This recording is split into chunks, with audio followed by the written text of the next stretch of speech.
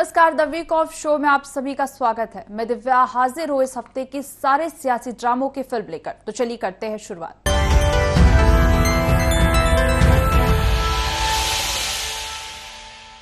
विकास की नई परिभाषा में प्रगति का एक रास्ता सड़क से होकर गुजरता है। सड़कें प्रगति का पथ कही जाती हैं और मध्य प्रदेश इसी दिशा में आगे बढ़ा है।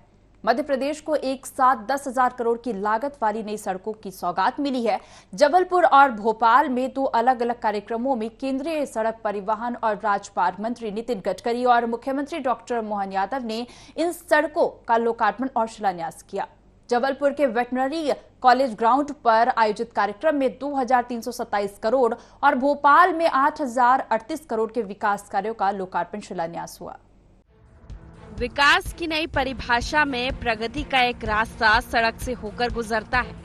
सड़कें प्रगति का पथ कही जाती हैं और मध्य प्रदेश इसी दिशा में आगे बढ़ा है। मध्य प्रदेश को एक साथ 10,000 करोड़ की लागत वाली नई सड़कों की सौगात मिली है। जबलपुर और भोपाल में दो अलग अलग कार्यक्रमों में केंद्रीय सड़क परिवहन एवं राजमार्ग मंत्री नितिन गडकरी और मुख्यमंत्री डॉक्टर मोहन यादव ने इन सड़कों का लोकार्पण और शिलान्यास किया।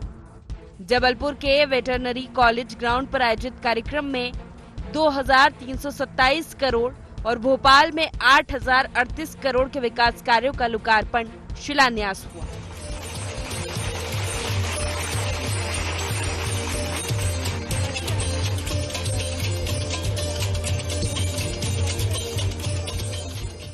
इस मौके पर केंद्रीय मंत्री नितिन गडकरी ने कहा कि विकास के लिए 4 चीजें जरूरी है: मोटर, पावर, ट्रांसपोर्ट और कम्युनिकेशन। अमेरिका धनवान है, इसके कारण वहाँ के रास्ते अच्छे नहीं हुए, बल्कि वहाँ के रास्ते अच्छे हैं, इसीलिए अमेरिका धनवान है। हम सड़कें इसलिए बना रहे हैं, इससे टूरिज्म बढ़ेगा, व्यापार बढ़ेगा, अच्छी रोड और रिसोर्ट से पर्यटकों की संख्या बढ़ेगी, इससे प्रति व्यक्ति आय भी बढ़ेगी।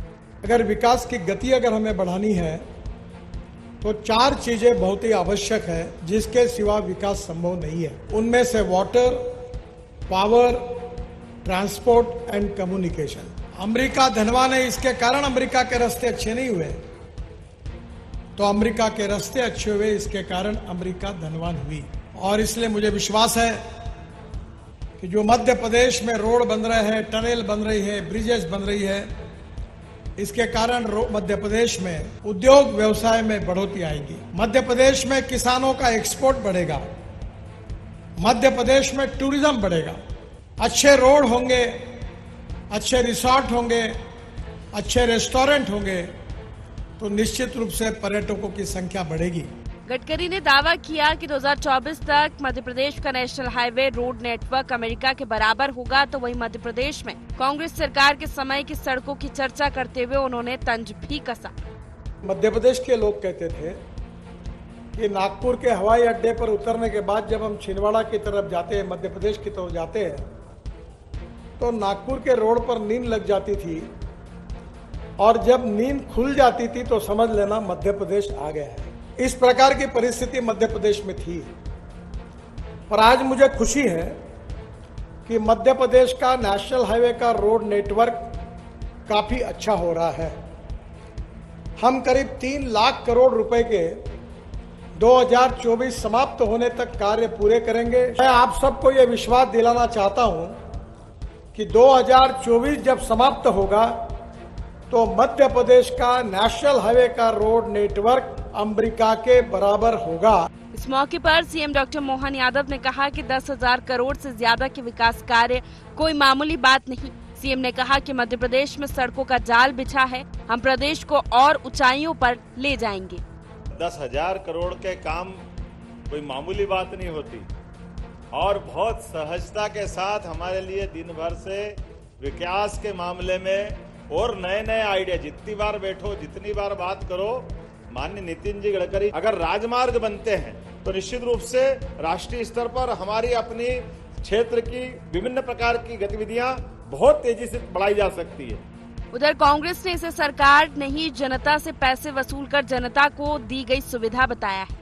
मध्य प्रदेश कांग्रेस के अध्यक्ष जीतू पटवारी ने कहा कि मोदी सरकार ने जनता से किए वादे तो पूरे नहीं किए, ऐसे में लोकसभा चुनाव के पहले जनता से पैसे वसूल कर कुछ सब्ज बाग तो दिखाए ही जाएंगे। गडकरी जी चूंकि व्यवस्थाओं पर भरोसा करते हुए बीओटी की रोडें बनाते हैं, जो हर 60 किलोमीटर पे एक टोल देना पड़ता है, हर चीज टोल से।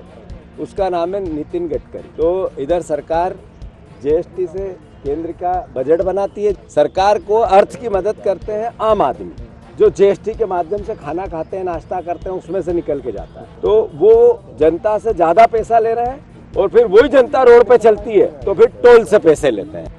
बिजली, पानी और सड़क, ये 3 ऐसे मुद्दे रहे हैं जो मध्य प्रदेश में जनमत को सीधे प्रभावित करते हैं। सरकार ने 2 दिन के अंदर पानी और सड़क के क्षेत्र में 2 बड़ी सौगातें दी हैं।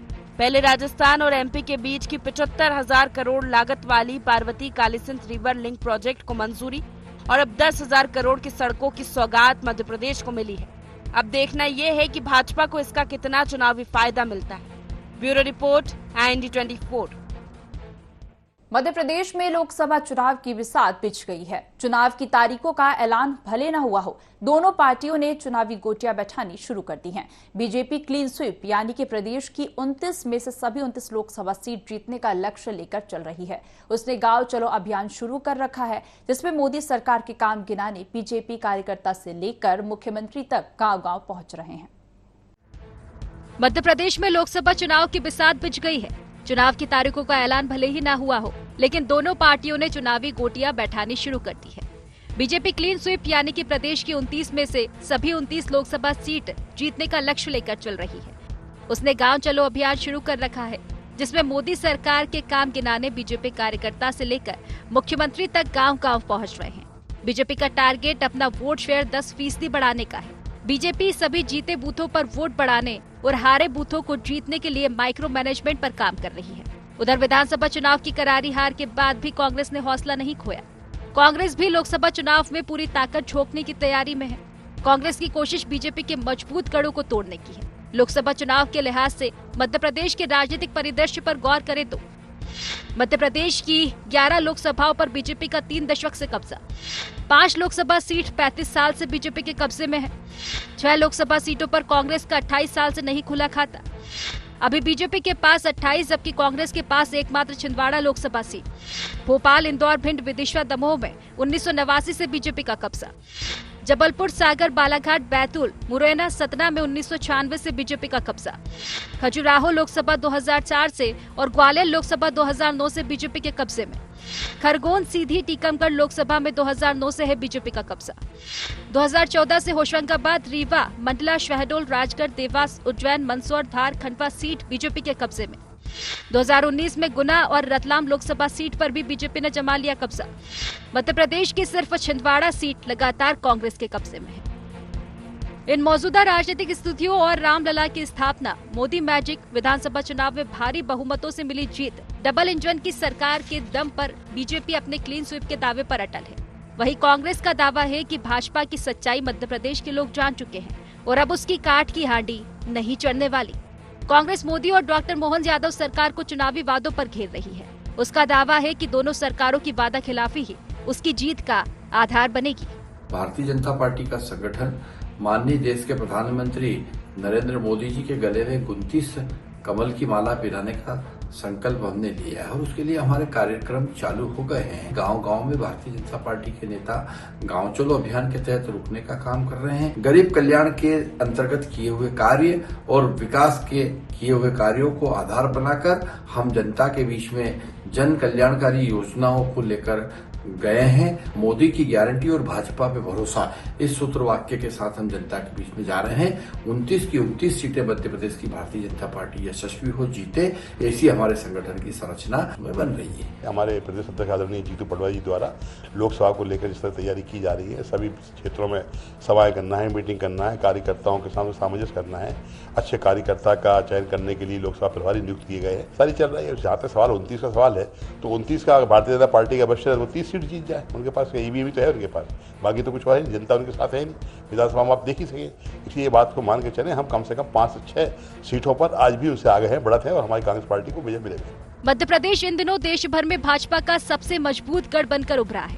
खासकर इस विधानसभा चुनाव में मिली बम्पर जीत ने प्रदेश को बीजेपी के प्रयोगशाला बना दिया है। बीजेपी हर हाल में यही स्थिति बनाए रखने की कोशिश में है, वहीं कांग्रेस यहां उठ खड़ी होने की कोशिश में है। ये लोकसभा चुनाव दोनों पार्टियों के लिए कठिन परीक्षा जैसा है। अब देखना ये है कि इसमें कौन पास होता है और कौन फेल। Bureau report, IND 24। वित्त मंत्री निर्मला सीतारमण ने मौजूदा मोदी सरकार का आखिरी बजट पेश कर दिया। अपने 58 मिनट के भाषण में वित्त मंत्री ज्यादा समय तक सरकार की उपलब्धियां ही गिनाती रहीं। ऐसे में आम आदमी को ये समझ में ही नहीं आया कि उसके हिस्से में इस बजट में क्या आया। वित्त मंत्री निर्मला सीतारमण ने मौजूदा मोदी सरकार का आखिरी बजट पेश कर दिया है। अपने 58 मिनट भाषण में वित्त मंत्री ज्यादा समय तक सरकार की उपलब्धियां ही गिनाती रही। ऐसे में आम आदमी को ये समझ में ही नहीं आया कि उसके हिस्से में इस बजट से क्या आया। With the blessings of the people, when our government under the visionary and dynamic leadership of Honorable Prime Minister Shri Narendra Modi assumed office in 2014, the country was facing enormous challenges. With Sabka Saath, Sabka Vikas as its mantra, the government overcame those challenges in right earnest. हालांकि जानकारों का मानना है कि अंतरिम budget में 4 sectors पर focus रहा। गरीब, महिलाएं, युवा और किसान। वो कैसे, समझाते हैं। गरीबों के लिए सरकार ने 25 करोड़ लोगों को गरीबी से बाहर निकाला। गरीब कल्याण योजना में 34 लाख करोड़ रुपए खातों में भेजे। महिलाओं के लिए करीब 1 करोड़ महिलाएं लखपति दीदी बनी। अब 3 करोड़ लखपति दीदी बनाने का लक्ष्य है। युवाओं के लिए स्किल इंडिया मिशन के तहत 1.4 करोड़ युवाओं को ट्रेन किया गया। 54 लाख लोगों को दोबारा से सिखाया गया।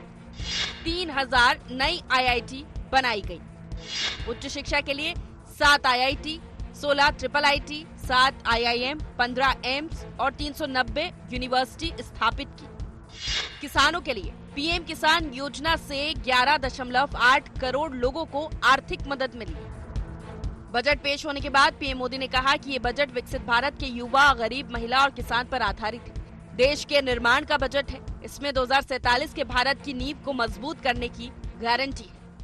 ये बजट इंक्लूसिव और इनोवेटिव बजट है। इस बजट में कंटिन्यूटी का कॉन्फिडेंस है।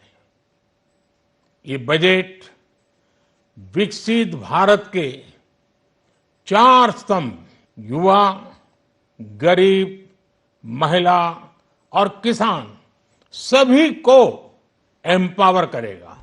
उधर बजट को लेकर सियासत भी शुरू हो गई है। भाजपा इसकी सराहना कर रही है तो विपक्ष को ये बिल्कुल रास नहीं आया। गरीब, महिला, युवा, किसान पर केंद्रित प्रधानमंत्री ने इस बजट को जो ध्यान केंद्रित किया, जिसके कारण से लगभग 25 करोड़ हमारी आबादी गरीब रेखा से बाहर आई है।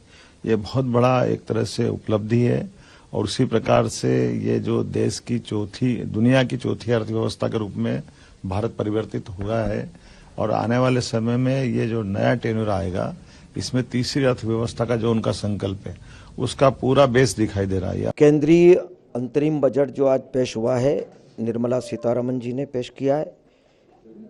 यशस्वी प्रधानमंत्री नरेंद्र मोदी जी के नेतृत्व में हम स्वागत योग्य बजट है, अभिनंदनीय है। इसमें विशेष विकसित भारत का जो संकल्प है, उसकी पूरी तरह से उसका विजन है, झलक है उसमें।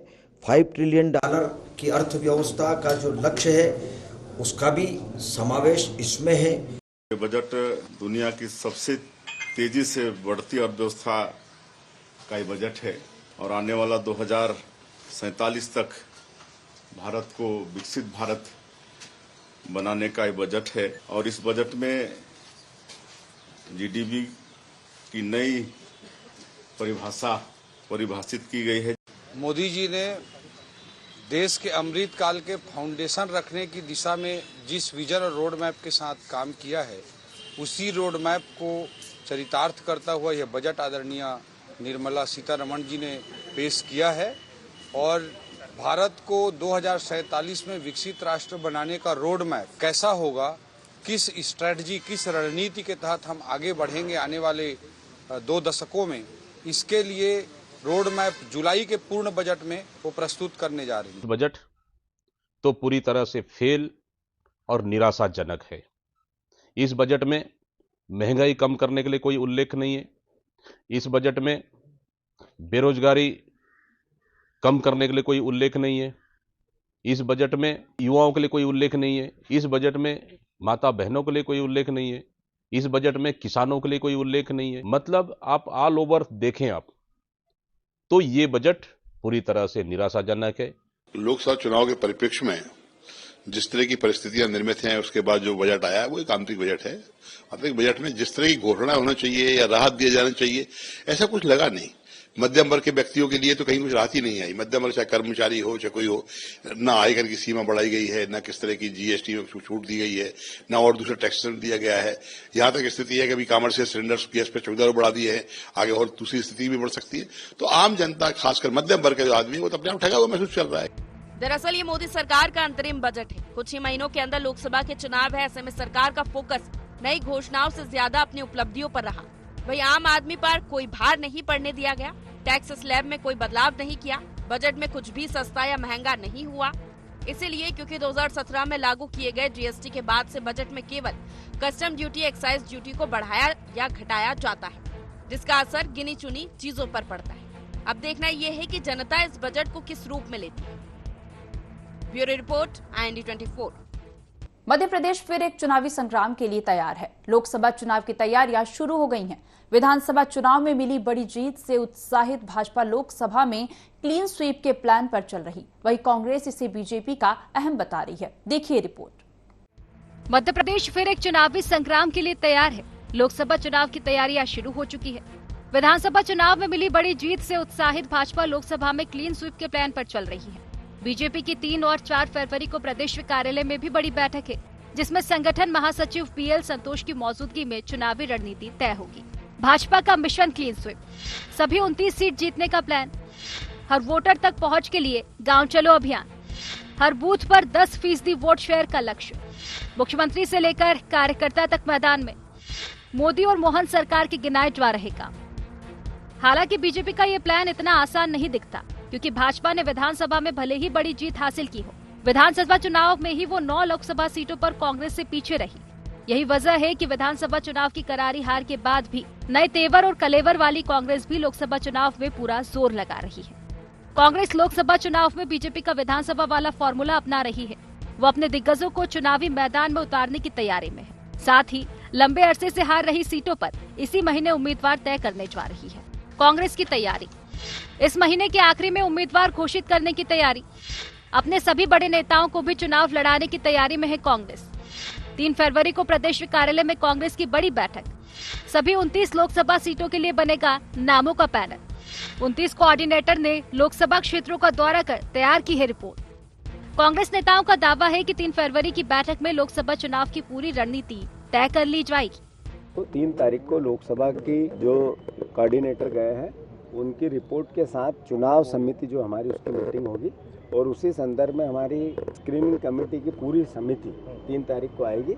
तो प्रत्याशी कौन हो, मुद्दे क्या हो, किस तरीके से वहाँ का मैकेनिज्म हो, कैसे सोशल इंजीनियरिंग हो, सब बातों को लेकर बातें होगी। विधानसभा स्तर पर और ब्लॉक स्तर पर हमारे प्रभारी नियुक्त हो गए हैं, जो लोकसभा की तैयारियों को लेकर ग्राउंड पर काम कर रहे हैं। और टिकट वितरण से लेके जिस तरीके का पॉलिटिकल मैनेजमेंट या पॉलिटिकल आपका राजनीतिक रूप से हमारा कैंपेनिंग क्या होगा, उसको लेकर 3 तारीख को हमारी महत्वपूर्ण मीटिंग।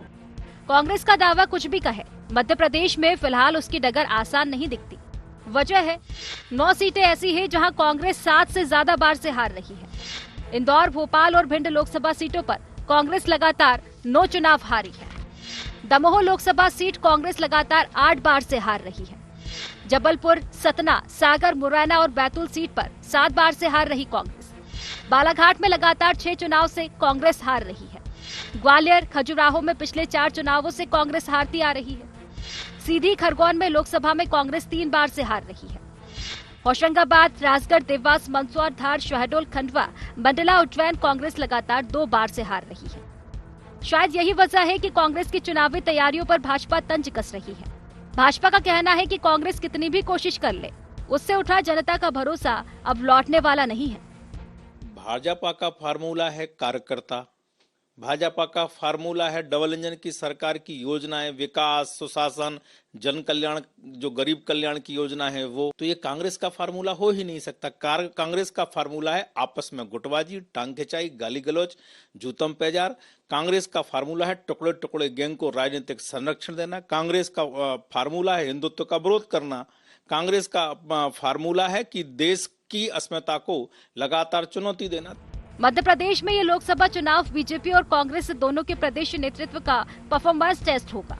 भाजपा की डॉक्टर मोहन यादव सरकार के लिए पहला चुनाव होगा, तो जीतू पटवारी की अगुवाई वाली कांग्रेस के लिए भी ये पहली परीक्षा है। मध्य प्रदेश की 29 में से 28 सीटें पहले से भाजपा के कब्जे में हैं। ऐसे में भाजपा के सामने इन सीटों को ही बचवाए रखने की चुनौती है, तो कांग्रेस एक सीट से जितना भी आगे बढ़ेगी, ये उसके हिस्से में कामयाबी के तौर पर दर्ज होगा। देखना ये है कि इसमें कौन कामयाब होता है। Bureau report, IND 24। Madhya Pradesh में सियासी गहमागहमी है। ये गहमागहमी लोकसभा चुनाव की है। लोकसभा चुनाव की तारीखों का ऐलान इस महीने के आखिर या अगले महीने के पहले हफ्ते में कभी भी हो सकता है। तारीखों के ऐलान के पहले ही प्रदेश के दोनों बड़े दल चुनावी तैयारी में पूरी ताकत झोंक रहे और इसके लिए बैठकों का दौर भी शुरू हो गया है। देखिए रिपोर्ट।